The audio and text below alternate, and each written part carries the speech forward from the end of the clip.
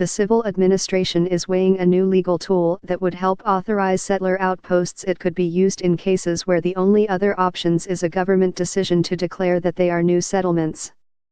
Be the first to know. Join our Facebook page.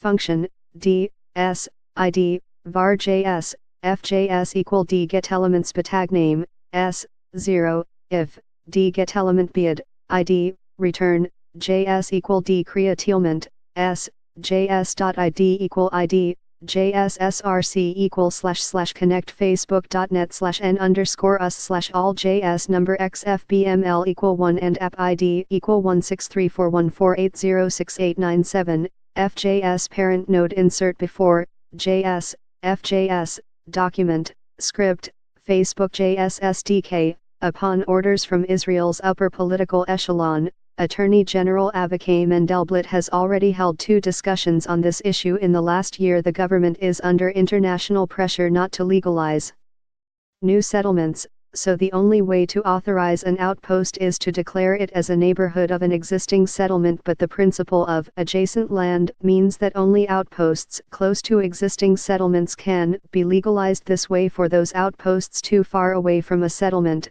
the only method for legalization is the creation of a new settlement. This year Mendelblit has explored a possible reinterpretations or modification to the principle of adjacent land as it is applied in some cases in Judea and Samaria. It is a fundamental planning principle that you do not plan a residential community in area that is not adjacent to an already built-up area, said attorney Michael Svard, who represents left-wing groups such as Peace Now and Yesh Din in legal cases against outposts. If this principle of adjacent property is changed, some of the outposts that are remote from settlements could potentially be approved legalized as a neighborhood of the settlement, Svard said. If the understanding of adjacent land is modified, then it is possible that it could strengthen the case for legalizing small illegal Palestinian communities in Area C of the West Bank. Svard said he did not believe it would be used that way, but the state reported on Mendelblit's meeting on modifying the principle of adjacent land in a response it issued to the High Court of Justice on Wednesday regarding the illegal Palestinian village of Caesarea. The Attorney General has told the government that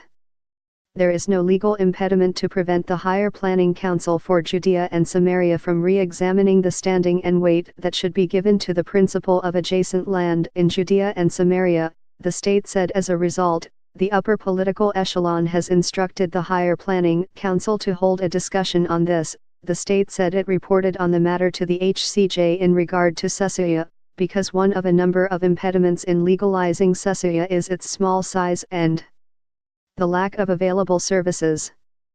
Some 350 Palestinians live in Caesarea in some 100 structures of tents and shacks. This principle of adjacent land is relevant even for Caesarea, since, as detailed in the preliminary response, the subject of the petition is not strictly linked to an existing Palestinian community. The state said the civil administration wants to relocate the village to the Palestinian town of Yehuda.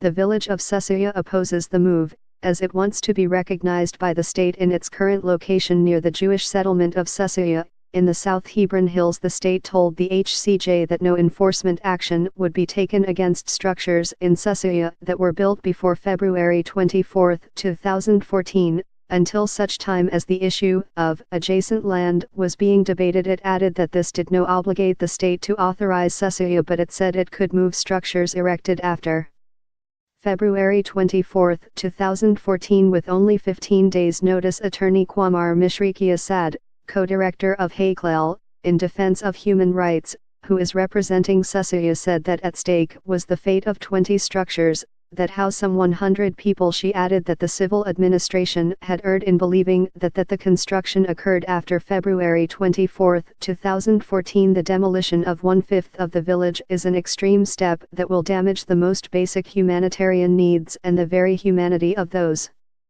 involved, without it even having been proved that they have violated the law, Mishriki Assad said.